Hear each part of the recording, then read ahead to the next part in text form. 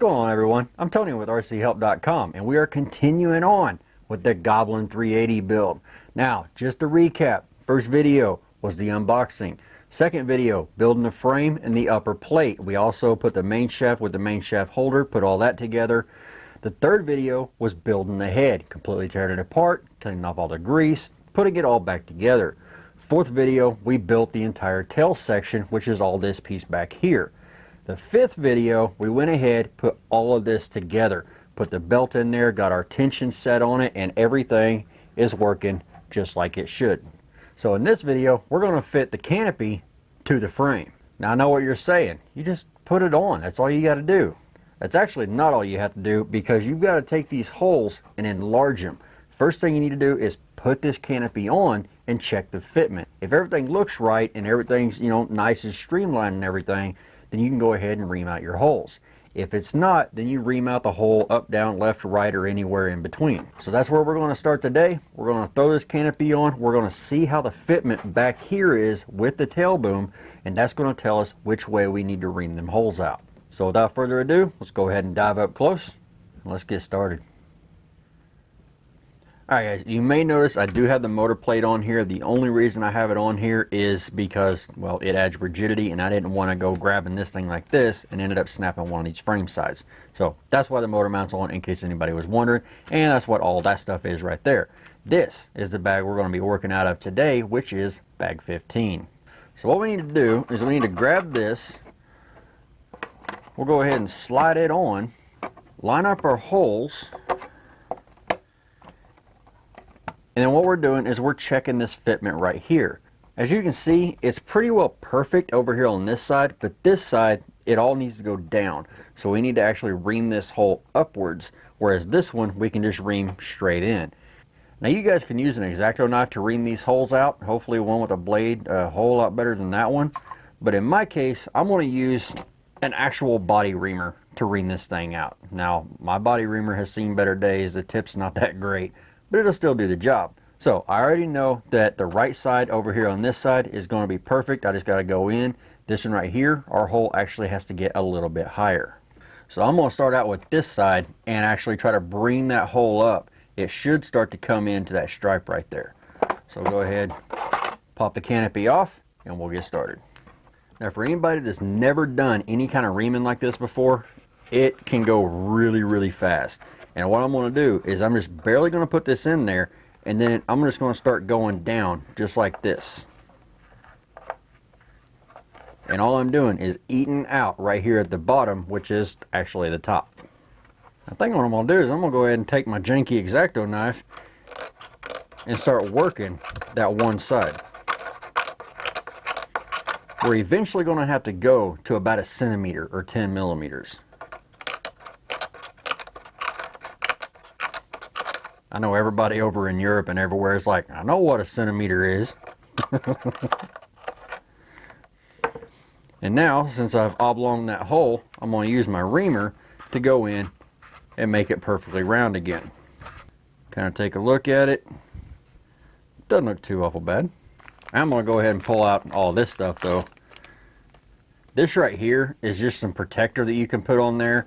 And if you want to use protector like around here, you can. I'm not going to, because you actually have to sand this and make it wider where it goes around the anti-rotation bracket. And the reason I wanted this open is because I wanted these. Now, you see the size of that hole, you see the size of that grommet. That's what the hole started out as. That's what it is now on this side. So, I'm going to keep chugging on along. Alright guys, so as you can see, I went ahead and finished that side. I actually went a little too much. It's not exactly lining up. I did have to kind of waller it out a little bit. So now the grommet just kind of, wallers around in there, which is fine. It's going to hold in place. It's going to do its job.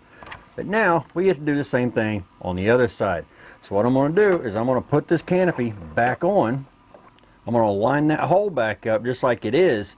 And then what you want to do is look right here at this line to this line right here. And as you can see, it's almost, just dead on. So all I need to do is go in here and just do a straight ream on this all the way down. So on this one, I'm just going to grab the reamer and we're just going to go to town. Now on this reamer that I happen to have, the very top of it right here just happens to be 1 centimeter. Takes a little bit longer on fiberglass than it does on Lexan, which is what this reamer was made for. Alright, so I don't have to worry about this thing crashing on the maiden flight because I've already kind of cracked the canopy. This thing grabbed a hold of that gel coat and it just, yeah, it just broke it. Not a worry, not a worry. We're going to go ahead and pop this grommet on here, check the fitment, and we'll find out what we got to do from there. So with the grommet on there, it looks brand new. So now we're going to take the helicopter, go ahead and slide that canopy on. Take one of our little body nuts, screw it on. Take our other body nut, put it over here on the other side. As you can see, this one is just a hair bit too low, and right here, the exact same thing. So it's even on both sides. What more can you ask for? Now one of these days, I'm really thinking about taking this and putting the magnetic latches on it, but for right now, that'll work. So now, we need bag 17. The reason we need bag 17 is because we're going to put the blades on it. And whenever you do this whole body mod, it's going to make a mess. Now there's absolutely nothing special about putting these blades on. Now one thing to remember, sit here and look at your blades real closely, because on one of them it's going to have little stickers just like this. You're going to need to take those stickers off. All those are there for is to protect the blades from rubbing against each other. Now for anybody new at this, this right here is the side that goes up. This right here, where it says SAB in huge letters, that side is going to go down.